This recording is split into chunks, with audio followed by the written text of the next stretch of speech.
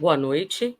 É com grande alegria que temos a palestra de encerramento da primeira semana integrada das licenciaturas da UTF-PR, com o professor Bruno Silva Leite tratando da temática: o que esperar da inteligência artificial no ensino? Inovação ou reprodução? Passo a palavra ao professor Bruno Leite. Olá, obrigado, professora Paula, pelo convite, e obrigado a todos e todas que estão aí nos ouvindo. Vamos conversar um pouquinho sobre tecnologias, principalmente aí uma fala mais direcionada para a inteligência artificial. E aí eu agradeço a vocês, né, por estarem aqui neste momento, né? Bom, aqui está a apresentação. Eu vou falar um pouco, né, do que a gente pode esperar sobre a inteligência artificial no ensino. Eu vou tentar aqui primeiro trazer uma visão geral da inteligência artificial, depois eu vou tentar trazer um pouco dela dentro do contexto do ensino, né, na educação. Então, vamos tentar aqui falar um pouquinho sobre isso. Bom, inicialmente, né, também, aqui está meu e-mail, né, se depois que alguém quiser tirar dúvidas, conversar, né, concordar, discordar da nossa fala, e aqui é o link do grupo de pesquisa que eu coordeno, muitos dos trabalhos, de algumas discussões que eu vou trazer vão estar lá, e vocês podem acessar. Bom, deixa aqui passar. Eu geralmente faço no meu segundo slide uma propaganda educacional gratuita. Nesse caso, do livro que eu organizei com outros pesquisadores da área. E aí a gente fala um pouquinho sobre tecnologias digitais na educação. Então, tem vários trabalhos com pesquisadores da Espanha, de Portugal, do Rio Grande do Sul, de Goiás, de São Paulo. Então, a gente tem vários pesquisadores nacionais e internacionais falando sobre tecnologias. Então, tem aí uma contribuição, vocês podem acessar, tem ele disponível aqui tanto no site do nosso grupo pesquisa, mas na Amazon e no próprio site da Livraria da Física, né? Está lá disponível. Bom, o primeiro ponto, nós falamos muito sobre mudanças no processo de ensino. A gente discute a inserção das tecnologias, né, em sala de aula, ainda de forma tímida, em que alguns casos, né, existe ainda a resistência de professores, de gestores, e quando não há essa resistência, a preocupação que se tem é desta inserção da tecnologia. E acredito que o que vocês estão observando, olha, o que é que muda? Qual foi a diferença entre esta sala de aula aqui e esta outra sala de aula? Então, essa preocupação só com a mudança, só com a inserção da tecnologia, porque aqui nós não temos uma mudança efetiva, apenas saímos do caderno e fomos para a digitalização. Não precisamos pensar em inserção da tecnologia de uma forma mais abrangente. E aí, nesse sentido, temos que pensar as tecnologias no contexto das TICs e TEDx. Temos aí as tecnologias de informação e comunicação e as tecnologias digitais de informação e comunicação. Se você parar para pensar aqui junto comigo e dizer o que é tecnologia, a gente vai ver que tecnologia ela tem várias definições. Ela é uma palavra polissêmica. Mas um ponto que é certo é que as tecnologias criaram novos espaços de construção do conhecimento. Só para a gente ter uma visão entre TIC e TEDIC, eu geralmente trago essas tecnologias que já foram ou estão sendo utilizadas nas escolas. na educação. Então, você tem aqui um primeiro grupo, que eu chamo de TIC, que é o grupo em ferramentas de informática e telecomunicativas, como a televisão, o vídeo, o rádio, né? Então, a gente tem aqui essas TICs, né, elas abrangem tecnologias mais antigas. E aí a gente tem aqui, ó, o primeiro à esquerda, que é o projetor de slide, é o tataravô do Data Show. Temos a fita VHS, que era aquela que a gente usava para ver filmes. Agora todo mundo vai no streams. Tem a fita cassete, para ouvir música. Né? Agora todo mundo usa os podcasts, né? Os aplicativos de streams também para áudio. E o mimeógrafo, muito utilizado, né, para fazer provas. A máquina de datilografar, o retroprojetor. Né? E do outro lado, eu tenho as TEDIC, que seriam as tecnologias digitais de informação e comunicação. E aí o que acontece? Nas tecnologias digitais de informação e comunicação, a diferença é que fazemos uso das tecnologias digitais, sendo o computador, tablet, smartphone ou qualquer outro dispositivo digital que permita, por exemplo, a navegação da internet. Só para dar uma noção para vocês, um exemplo, nós temos a televisão e temos a Smart TV. E elas não são iguais. Televisão, Smart TV. Embora as duas transmitam, né, os canais de televisão, a Smart TV tem outras funções para além daquela função principal que é fazer a transmissão de TV. Então a gente tem essa separação, essa visão de TIC e TEDIC de uma forma mais clara nesse contexto. E em relação às tecnologias, temos alguns desafios a pensar, né, das tecnologias, de transformar ou de melhorar o contexto da sala de aula. Pensando na transformação, a gente tem aí a tecnologia, ela é usada para redesenhar atividades de forma a possibilitar melhorias significativas. E aí a gente tem que caminhar para uma redefinição dessa ideia de transformar, onde a tecnologia é usada para criar são de novas atividades que eram anteriormente impossíveis de serem feitas. Em alguns casos, a tecnologia ela possibilita essa inserção, essa criação de novas atividades.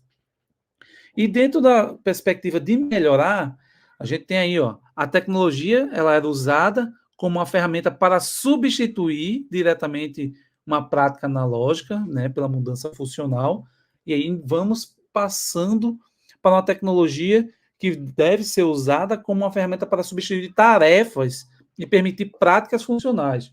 Ou seja, essa tecnologia ela vem auxiliar, substituir no sentido de auxiliar, permitir práticas mais funcionais.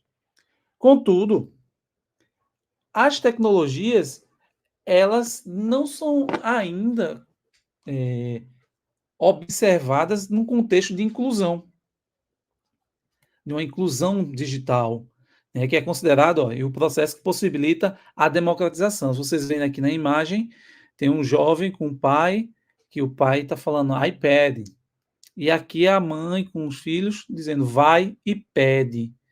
Né? Infelizmente, um retrato muito comum das diferenças sociais que existem. Então, isso é um dos desafios das tecnologias. E para isso, né, para trabalhar com a inclusão digital, nós fizemos uma pesquisa de inclusão digital, que é esse artigo que está aqui, né, da revista Atos, em que a gente observou a falta de políticas públicas. Isso fizemos um levantamento em um município de Pernambuco, investigamos todas as escolas daquele município e identificamos falta política pública, falta infraestrutura, falta capacitação para os professores para que aconteça uma inclusão digital. E, para além disso, observamos que para existir uma inclusão digital, é preciso uma inclusão escolar. E a inclusão escolar ela só acontece a partir de uma inclusão social. Então, é preciso uma inclusão social para depois termos uma inclusão escolar e assim chegarmos à inclusão digital.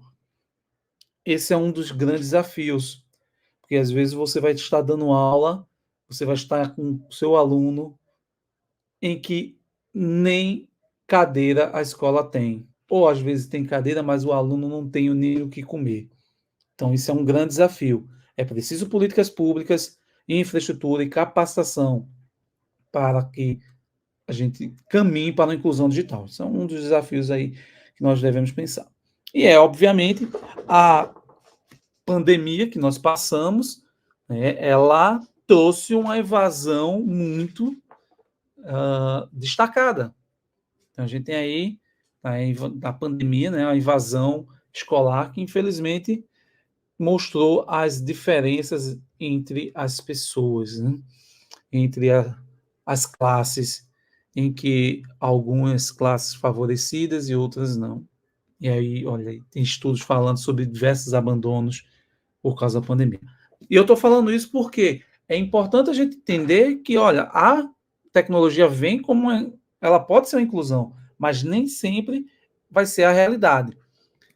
As tecnologias elas causam mudanças. E aí eu vou dar um exemplo para vocês.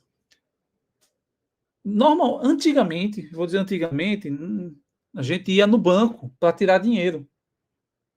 E aí ficava na fila, ia para a caixa do banco para poder retirar dinheiro. A gente precisava de dinheiro. E aí depois veio uma evolução muito legal, que foram esses caixas ATM, né? Olha, embora que ele não seja flexível, ele não tem uma linguagem, né? Ele não processa o pedido de linguagem comum, porque no caixa do banco eu falo com uma pessoa. Aqui eu não, eu já falo com uma máquina. E essa máquina não interage. E a gente vai avançando até um ponto que a gente não vai mais pegar dinheiro, a gente faz os PIX, né? Então, assim como o caixa eletrônico, cartão de crédito, né, foram versões excepcionais que contribuíram para esse avanço. E aí a gente vai, né, e é um dos pontos que eu quero trazer. Nessa época, né, lá no anos 2000, começou a ser inserido o cartão de crédito, cartão de débito, e também a secretária eletrônica. E aí já podemos trazer aí, olha, naquela época, a inserção da secretária eletrônica ela já tem alguns princípios da inteligência artificial, ela tem algumas características. Né? Mas o que é inteligência artificial? Acho que quando a gente fala, né, inteligência artificial, vem à mente aí a Matrix, né, o filme O Exterminador do Futuro, né, que a inteligência artificial ganhou vida e a gente fica com medo. Né? Esse nome ele foi criado por cientistas da computação, matemáticos e estatísticos lá na década de 50, na busca de quê? Convencer o Pentágono, Departamento Americano de Defesa, né, a criar máquinas inteligentes. E veja que a palavra ela traz um chamado, né, ó, inteligência artificial, olha, aquela coisa. Então, é um nome bonito. Só que inteligência é uma propriedade de organismos, né? E ela depende do processamento analógico e não digital.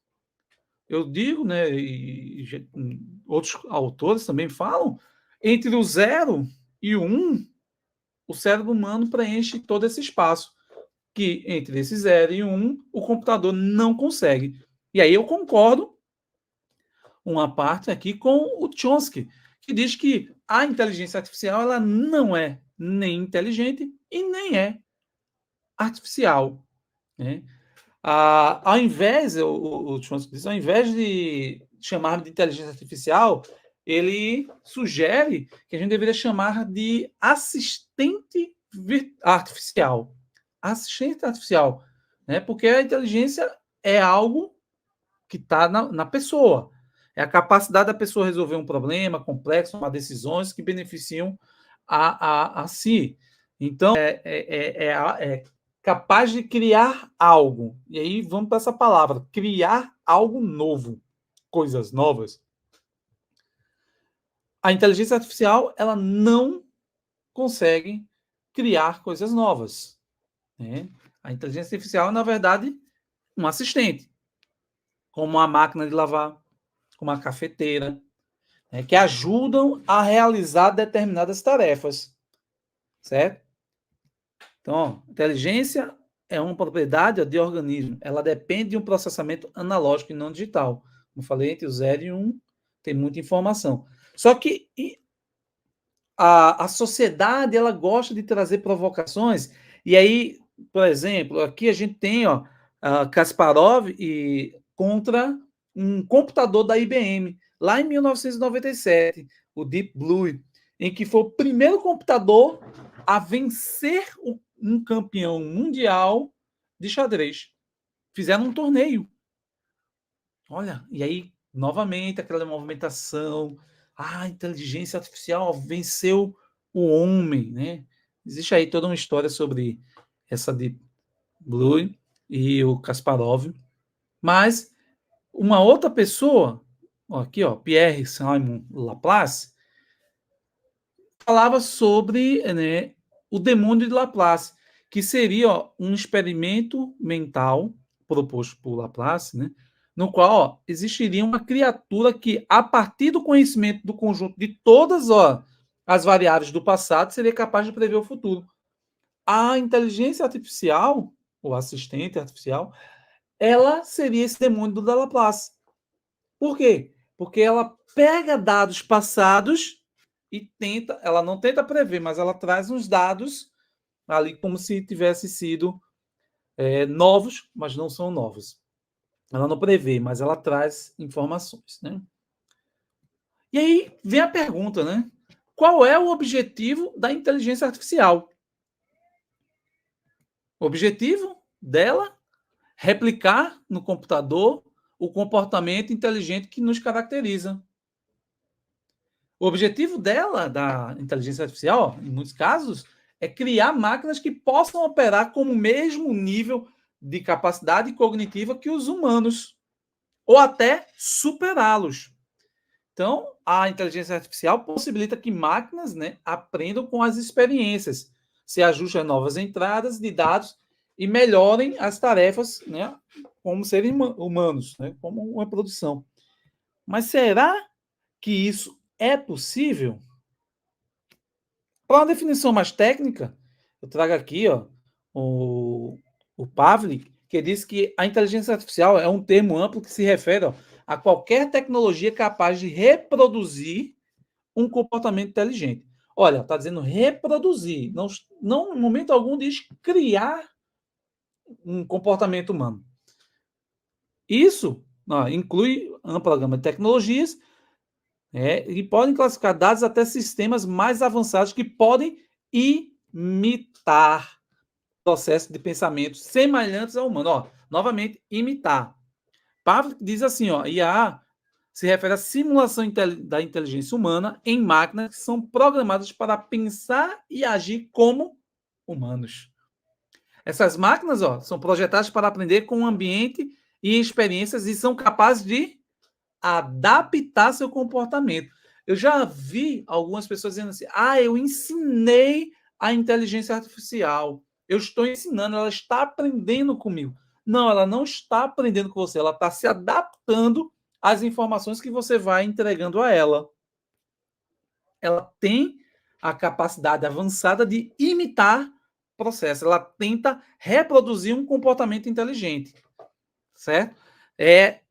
Aí uma outra definição que também se traz ó, é a aplicação de métodos estatísticos, da estatística multivariada, redes neurais, para fazer mineração de grandes bancos de dados, extrair correlações e projeções de estimativas de futuro, como se o futuro fosse reproduzir o passado.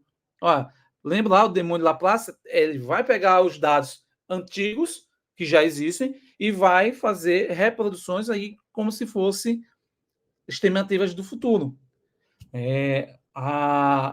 Essa seria, de certa forma, a ideia da inteligência artificial. E aí a gente tem o Alan Turing, né? Tem até o jogo da imitação, que ele faz a máquina de Turing, que ela é usada para simular qualquer forma de computação, algoritmo, para, vamos dizer assim, trazer a ideia de uma máquina inteligente, né? Vamos dizer assim, que seria de uma máquina inteligente. É a ideia para ver se a máquina teria um comportamento inteligente, ela poderia pensar, agir lá, né? E aí a gente fala não, a gente escuta também, né? Também fala sobre a inteligência generativa. E aí, ó, a inteligência generativa é chamada isso porque ela tem capacidade de quê? Gerar conteúdo. E aí gera texto, imagem, vídeo, áudio, a partir de uma solicitação, que a gente geralmente faz no prompt, né? A gente no prompt faz essa solicitação, essa linguagem natural. Né? Sempre que uma tecnologia promissora e disruptiva aparece, ela é acompanhada de discursos e posições extremas, tanto tecnófilas como tecnófobas. O que acontece? Com o surgimento das tecnologias, né, com qualquer tecnologia, e aí com a IA agora, mais recente, vamos ter pessoas dizendo que elas vão acabar com tudo e outras dizendo que elas vão resolver tudo. E eu vejo que não é nenhum nem outro, né? A inteligência artificial ela vem para contribuir. Né? Ela é um conjunto de ferramentas de processamento de informação que permite processar a informação de forma útil para o ser humano devido à sua rapidez e adequação aos objetivos. Então, ela vem de uma forma para contribuir. E aí, onde a gente usa a IA? A gente usa ela sem saber, às vezes, né? Como eu falei, ó, lá na época do cartão de crédito, a gente tinha que ligar e aí atendia uma telefonista virtual, assistente virtual, e a gente digitava a senha, né? A gente fazia as operações. Ali já, né, tínhamos uma característica já da inteligência artificial, que nós temos agora. Possivelmente, quando você tem algum problema com a operadora de algum plano, de alguma coisa que você faça, seja plano de saúde, seja de internet, telefonia, você vai, entra em contato, e aí, geralmente, lá, alguém que não é humano lhe atendendo, lhe dando opções. Então, a gente já usa o atendimento cliente. Chatbots, né? Aí, no WhatsApp agora, a gente tem observado muito, né? Às vezes a gente vai falar, por exemplo, aqui tem uma pizzaria perto da minha casa, e aí eu vou pedir uma pizza, quando eu digito boa noite, aí ele já diz, olá, aqui é a pizzaria tal, né?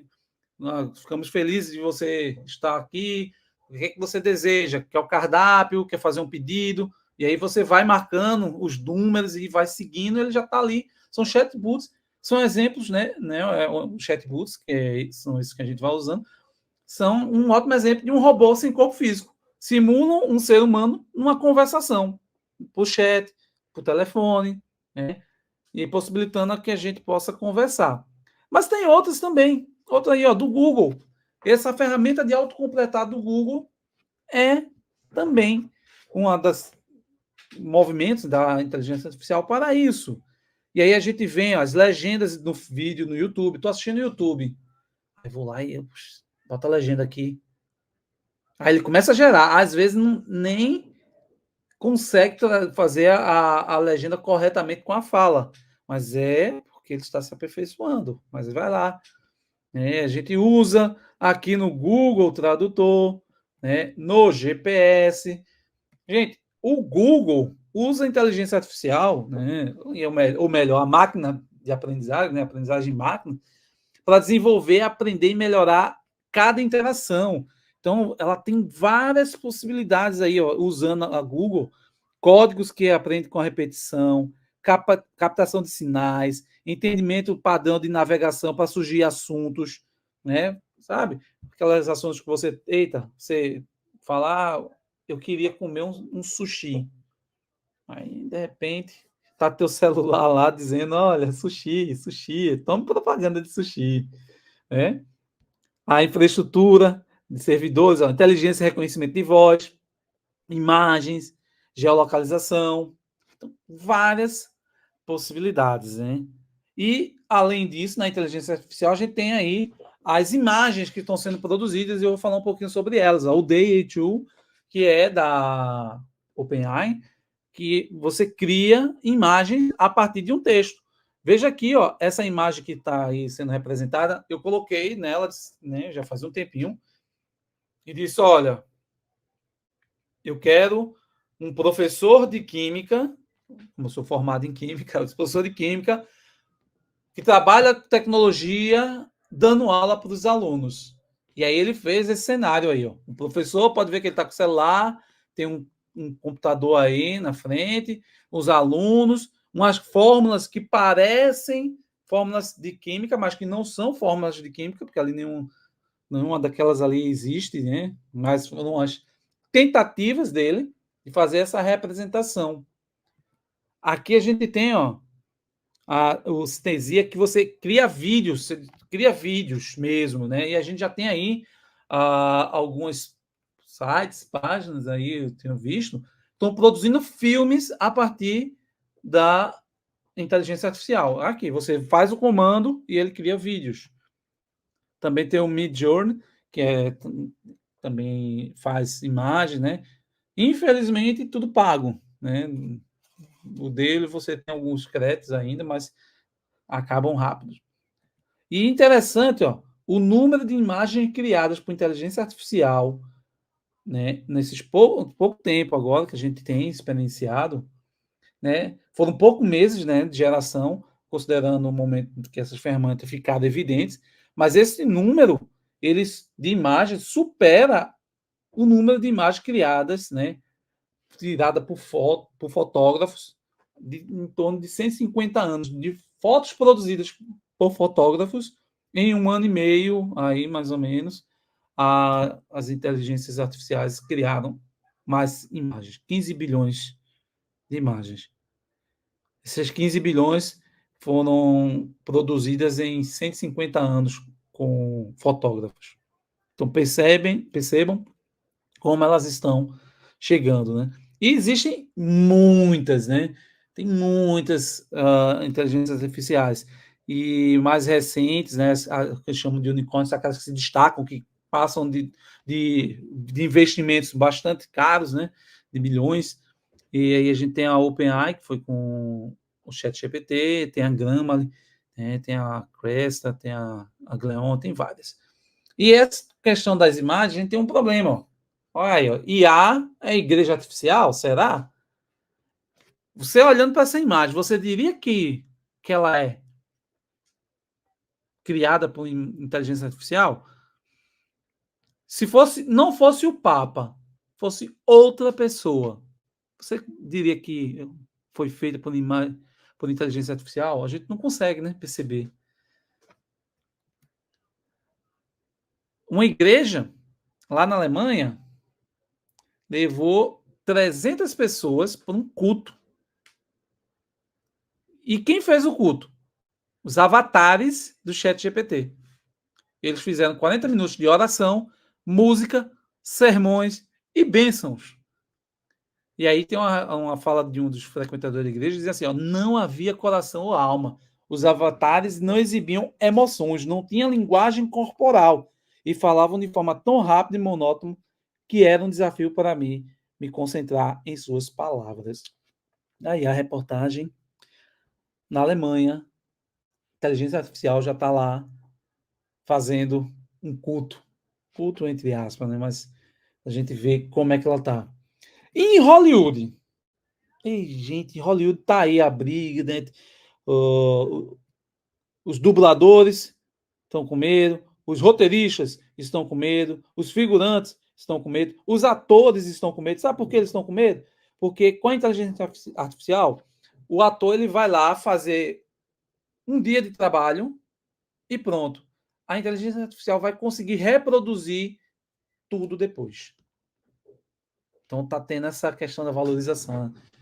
E aí, ó, talvez vocês devem ter ouvido essa mais recente, né? Na questão da indústria fonográfica, criaram a Elizabeth Olsen falando em português. Mas ela não fala português, ela fala inglês. O que é que aconteceu? pegaram a imagem dela, uma entrevista dela falando em português e fizeram com que ela falasse em português. Em inglês, ela falava em inglês e colocaram. Eu vou mostrar aqui, não sei se o áudio vai dar para ouvir, mas eu vou tentar aqui replicar para vocês, certo? Tá aqui, ó, a original. Then when I reached junior high or high school, I was like 12 when I was doing my children's summer musical camp that I did every. Então, quando cheguei ao ensino fundamental ou médio, acho que tinha uns 12 anos quando eu estava fazendo meu acampamento musical de verão para crianças que eu fazia todos os anos. Eles me disseram que se eu quisesse ser a Maria em West Side Story, eu tendo uma tendência a cantar fora de tom. Preciso fazer aulas de canto, disse que faria qualquer coisa pelo papel. Assim, consegui ser Maria no programa de teatro musical da juventude. Perceberam? Ela tem um sotaque, né? Mas tudo bem. Aí ela só trabalharia um dia e pronto, a inteligência artificial faria tudo. E agora? As tecnologias, a inteligência artificial vão acabar com os empregos?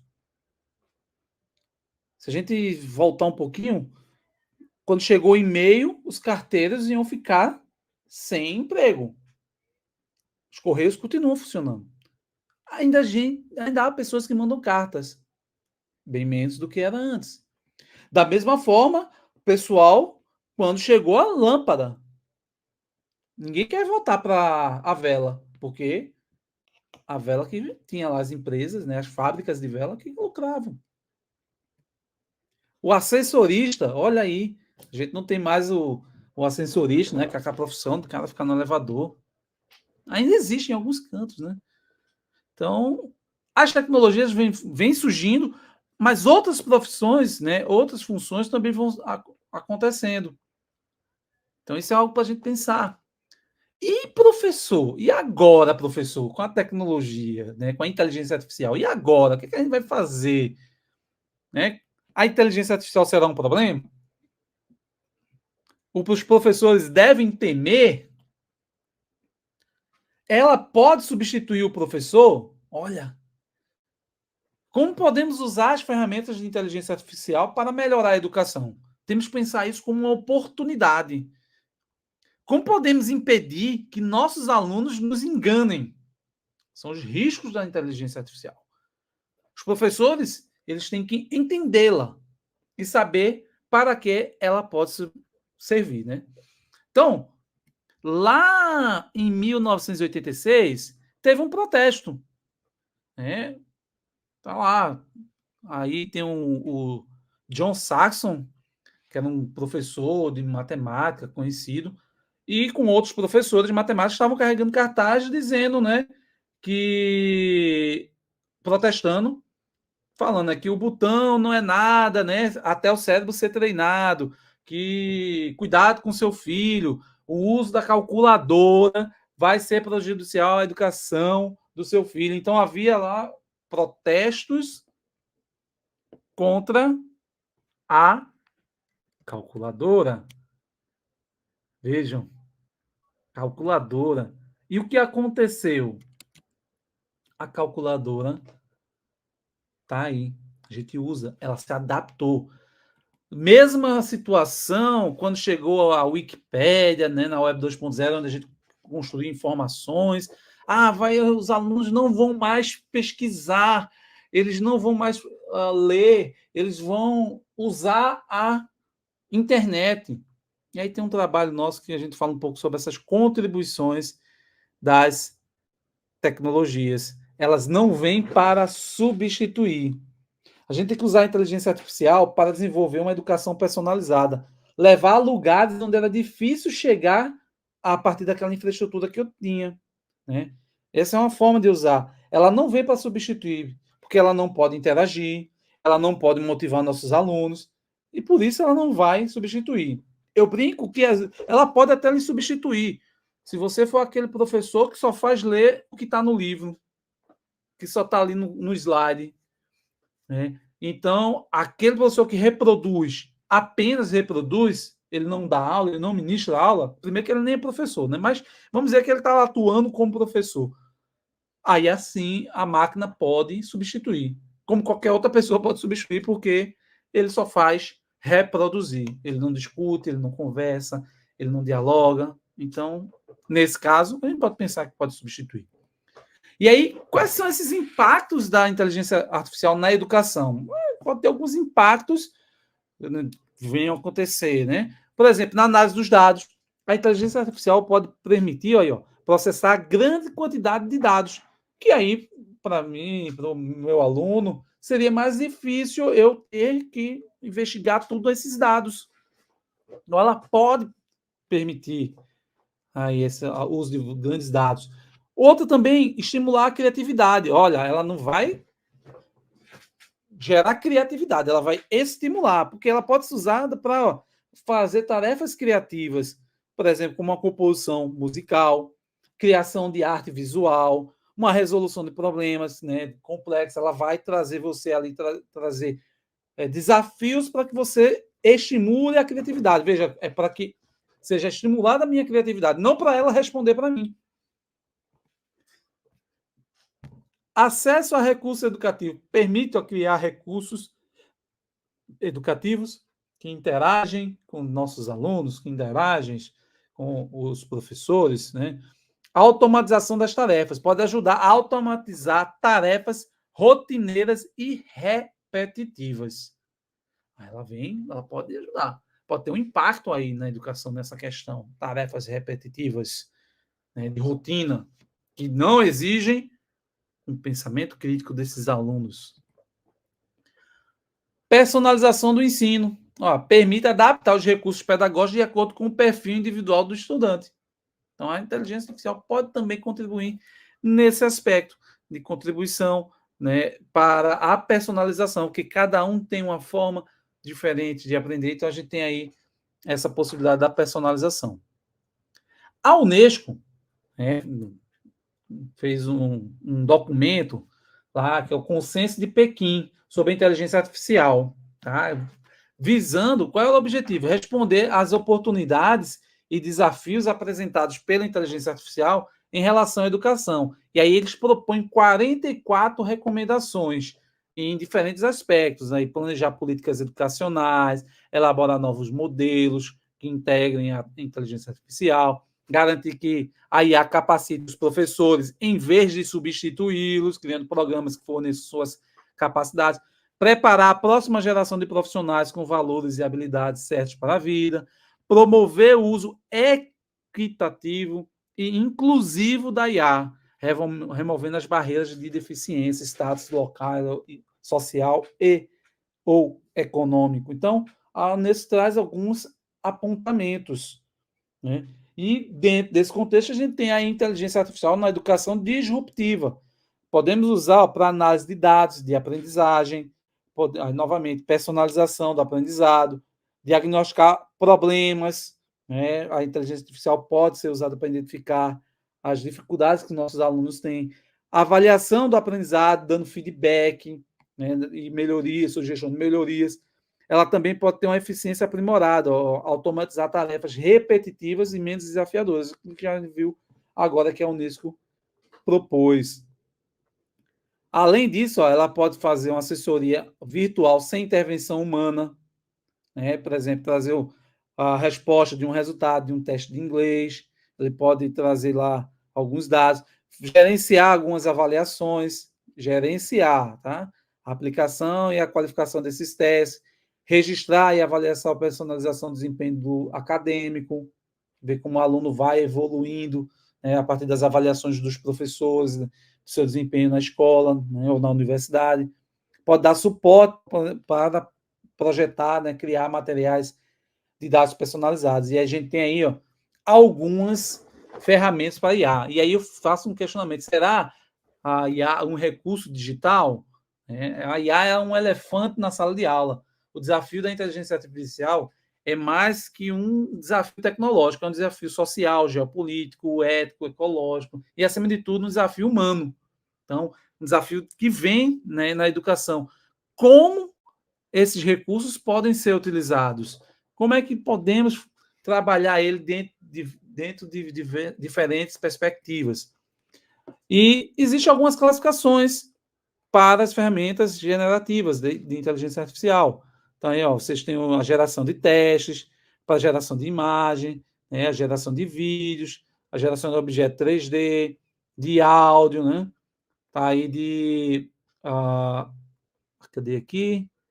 Geração de código-fonte, ó, detecção de teste, né, de avaliações feitas pela inteligência artificial. Então, a gente tem algumas possibilidades. Aí existe uma classificação que o Garcia e o Lorenz e Vidal criaram, está aí disponível nessa revista, na Ried. E aí vem chatbot. E o que é o chatbot? Porque a gente está falando de inteligência artificial. Mas agora, e o chatbot? O chatbot é um programa projetado para simular conversa com o usuário, com usuários, com humanos, né, especialmente pela internet. E o primeiro chatbot é de 1960. Olha, 1960. Parece que a inteligência artificial surgiu ontem, né? Mas ela já existe há muito tempo. E o primeiro chatbot é chamado Elisa. Olha, Elisa, lá do MIT, Instituto Massachusetts, em que simulava conversas. Está aqui, Elisa. Criada lá em 64 e 66. Tá? A Elisa foi um dos primeiros chatbots, né, criados. Com a Elisa, ela fingia que você estava, né, ela trabalhava, simulava você como se estivesse num sofá para uma terapia. Então, ó, aqui é o prompt da Elisa. Quem quiser depois conhecer a Elisa, você vai aqui nesse link aqui embaixo, ó, que está disponível ainda. Não é a mesma Elisa do início, lá de 1960, mas a Elisa. Então, o que é que ela fez? O que é que você faz lá? Aí ela está aqui, ó. Fale com a Elisa digitando suas perguntas e respostas na caixa de entrada. Embaixo está dizendo, ó, olá, eu sou Elisa, serei sua terapeuta hoje.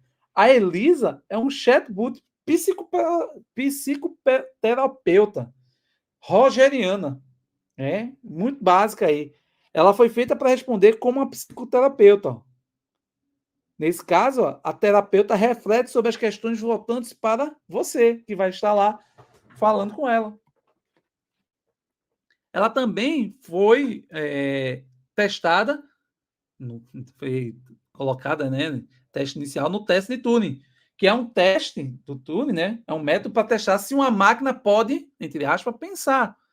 Então, se a máquina tem uma capacidade de exibir um comportamento humano.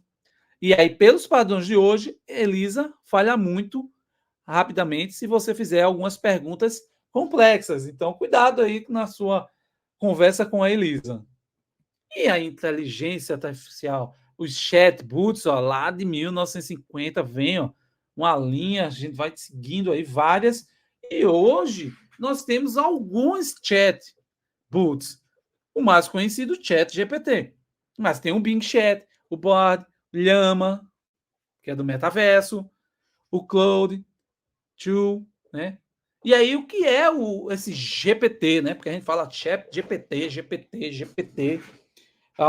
É Generative Pre-Trained Transformer, né? Seria o transformador pré-treinado generativo. É um modelo de aprendizado artificial que utiliza técnicas de aprendizado não supervisionado e supervisionado para entender e gerar uma linguagem semelhante humana.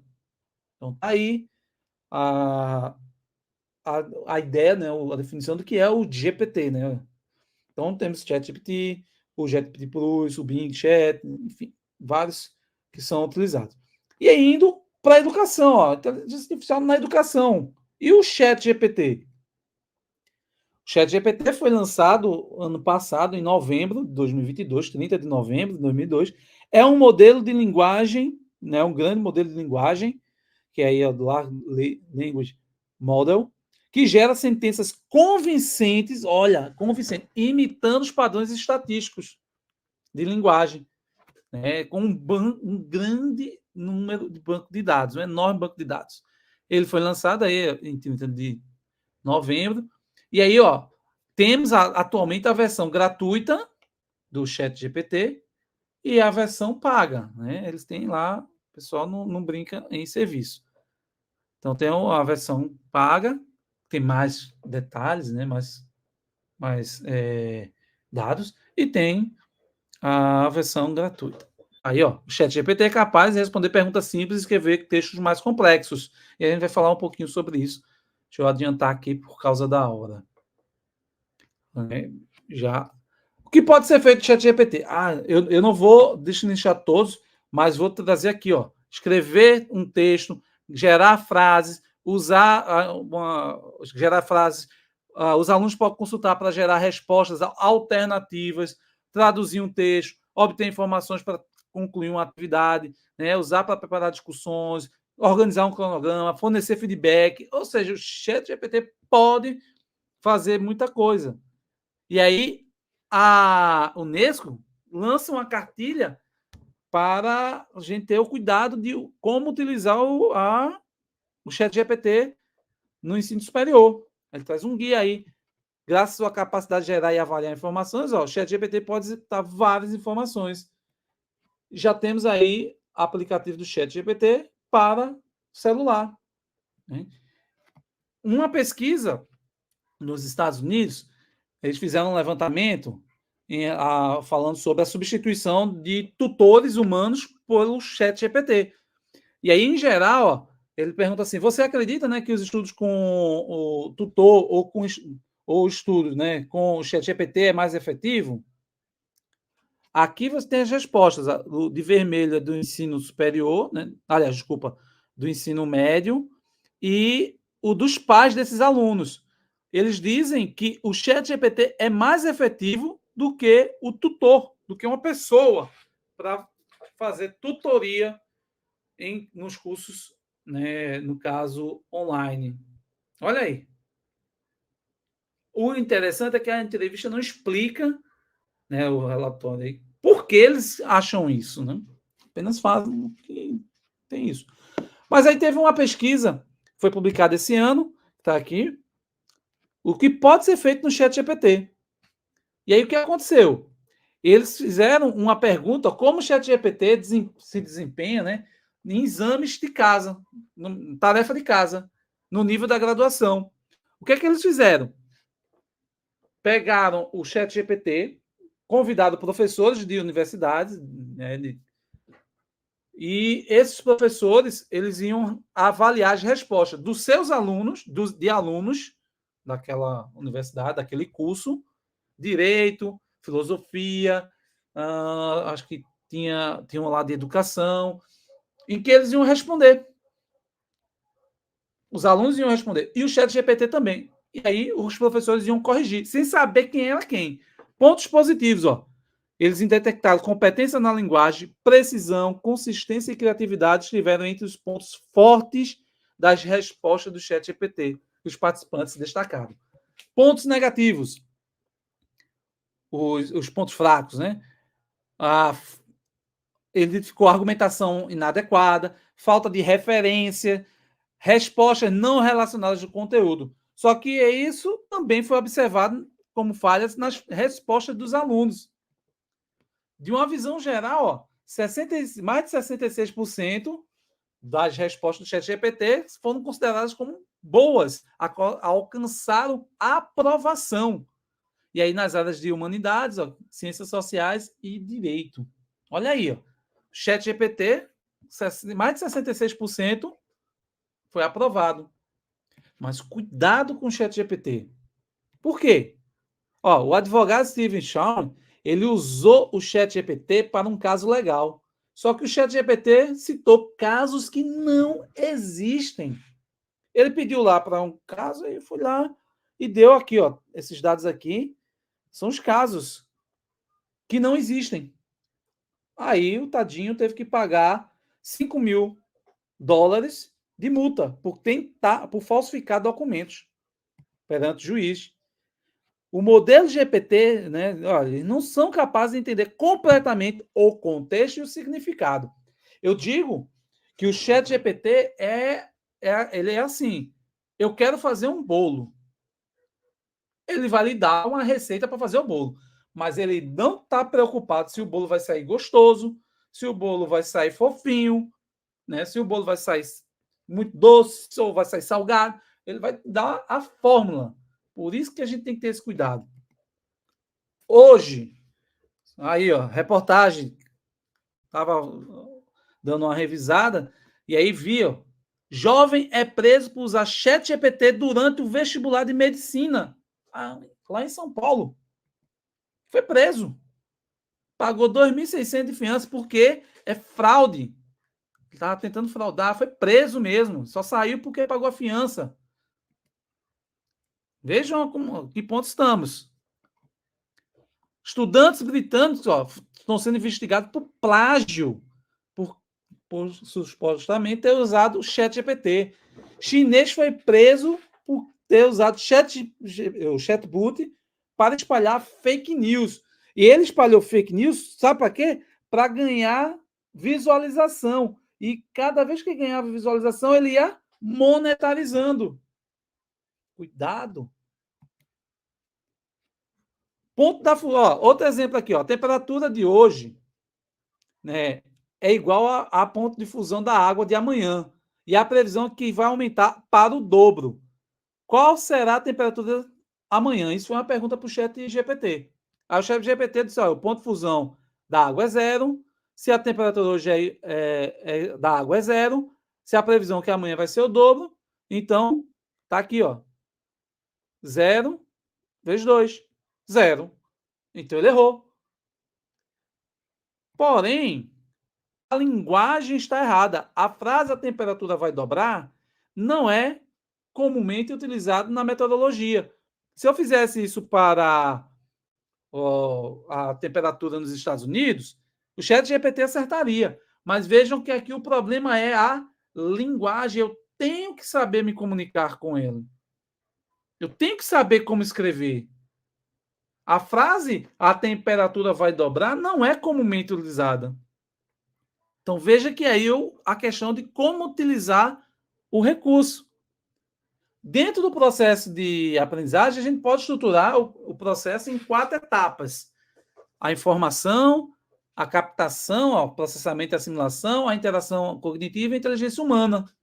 E aí, nesse processo, aqui é o ensino, e a gente tem a aprendizagem, e dentro das tecnologias, a gente tem alguns caminhos. O ensino, aqui a informação está na internet, está na nuvem. Aí a gente tem a inteligência artificial, que elas conseguem captar, buscar, assimilar informação. Mas quando a gente fala em agente cognitivo, aqui, não é o mesmo que a cognição humana. Pois, são estruturas diferentes. São agentes que conseguem captar, buscar e assimilar essa informação, para distingui-la, né, dessa mesma informação. Então, a gente tem aqui. Será que aí, com a tecnologia, vamos ter uma inteligência que até então é exclusiva humana? A gente tem que saber usar esses modelos de linguagem. Não é a resposta que você esperava? Tem que saber dialogar com o ChatGPT. E aí, vamos lá. Vigotes. Eita, tem vigotes na inteligência artificial? Os modelos de linguagem podem ser considerados fundamentalmente vigortianos, porque eles aprendem a partir de dados criados, incluindo a interação, a aprendizagem por reforço a partir do feedback humano. Os chats, né, inteligência artificial, elas são a linguagem, o LLM, que é o grande modelo de linguagem, né, eles são a linguagem como fonte mediadora da aprendizagem, semelhante ao ao conceito de Vygotsky para o outro conhecedor. E quem é esse outro conhecedor? É a IA. Né? Esta ideia está na teoria da aprendizagem de Vygotsky, que enfatiza a interação social e o contexto cultural no desenvolvimento cognitivo. E aí, nesse contexto, a gente tem o quê? Que a inteligência artificial, como o ChatGPT, funciona como outro conhecedor em várias áreas, oferecendo uma aprendizagem personalizada disponível 24 horas por dia, 7 dias por semana, demonstrando paciência, educação, capacidade motivadora e até simpatia. Então, o ChatGPT funciona, né, faz como essa ferramenta que faz a mediação através do diálogo. A gente olhando ele como uma ferramenta de mediação. em que os estudantes vão conhecer o próprio sentido, significado, trazendo aí dentro do processo de aprendizagem que a gente tem aí da zona de desenvolvimento proximal, né? E mantendo esses alunos na zona de desenvolvimento proximal. Por outro lado, também o modelo de linguagem pode ser visto dentro de uma perspectiva do que Chomsky traz. E Chomsky, ele defende a linguagem com uma capacidade inata, que está ligada ao cérebro humano. Então, ele acreditava que as crianças nascem com uma gramática universal, que não é preciso você ensinar essas crianças, né? Esse conceito aí, ela pode aprender uma outra língua, né, diferente, sem precisar ali você passar por um processo de teste de hipótese, né? Não, aliás, desculpa, passando pelo processo de teste de hipótese.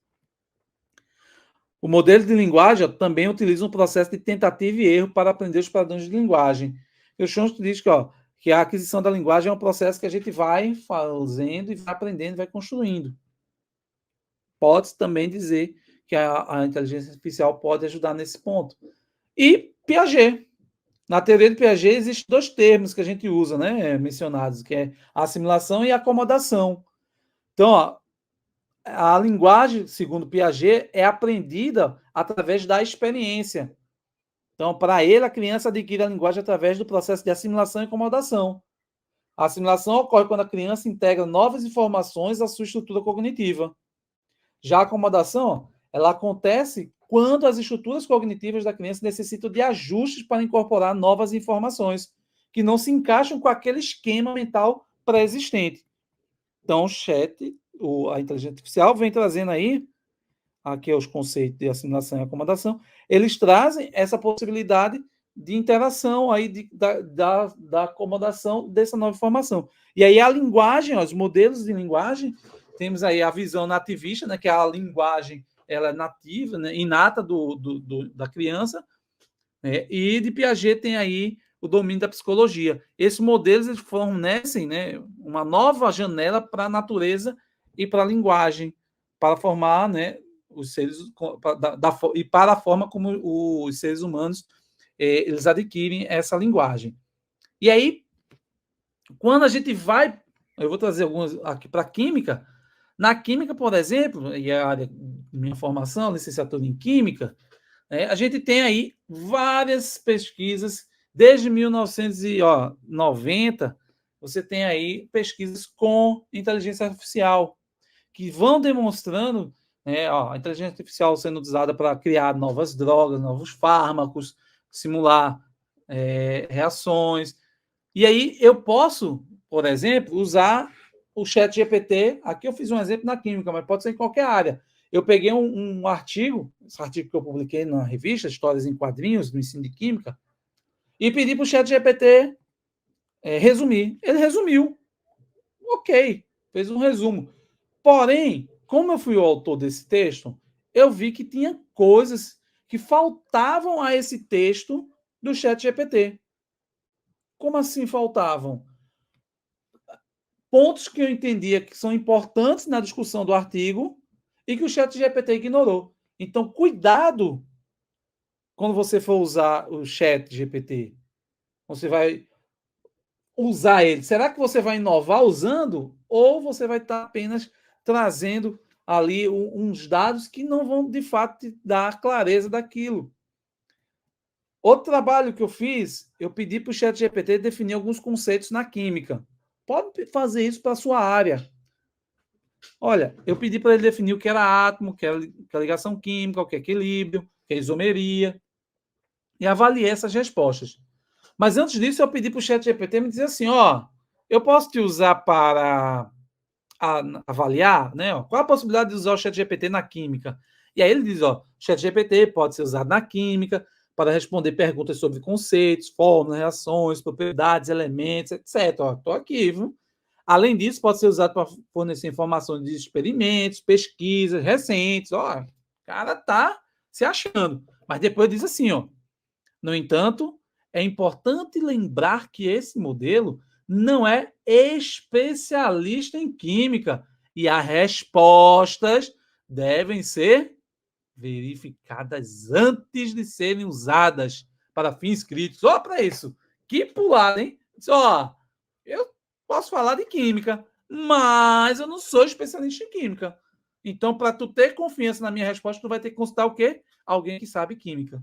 Então, é importante, gente, for usar o chat GPT ou qualquer inteligência, a gente tem que fazer comparações. Aí aqui eu pedi para definir átomo, e aí ele traz boas definições, coerentes com o livro de ouro, né, que a gente chama da UPAC, né, o compêndio. Mas quando eu fui para outros conceitos, ligação química, por exemplo, ele traz uma definição errada, ele traz para a isomeria definições confusas. Ou seja, quem não é da área, quem não conhece química, vai achar que aquela resposta está correta, mas que, na verdade, não está correta. E interessante, o ChatGPT ele tem uma linguagem convincente. Ele convence, ele fala de uma forma muito confiante. E aí, nossos alunos podem usar achando que ali está correto. Então, cuidado no uso da inteligência artificial, dos chatbots. Elas vêm para somar, mas temos que ter cuidado, temos que saber como utilizar.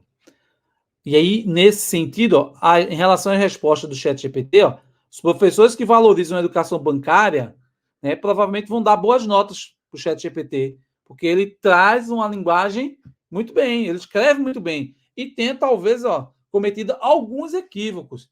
Porém, nós temos estudantes que são criativos, críticos e inovadores, que podem não escrever tão bem quanto o ChatGPT. Porém, não existe construção de conhecimento sem reflexão. Ele sabe o que ele escreve, ele sabe o que está sendo falado ali, ele tem consciência daquilo. Então, o chat pode fazer isso. Ele pode trazer as respostas. Desculpa, o chat não pode fazer isso. Quem pode fazer isso é o aluno, o estudante. O chat ele traz as respostas, ele pode disponibilizar respostas sobre algo, mas ele não tem ali um senso crítico sobre aquilo que os nossos alunos têm. A educação no século XXI, ela precisa disso, de um pensamento crítico, criatividade, resolução de problemas, desenvolver habilidades e competências que vão para além da escrita formal. Avaliar o conhecimento dos estudantes baseado apenas na escrita não é. Isso a gente pode até considerar como um problema no ensino.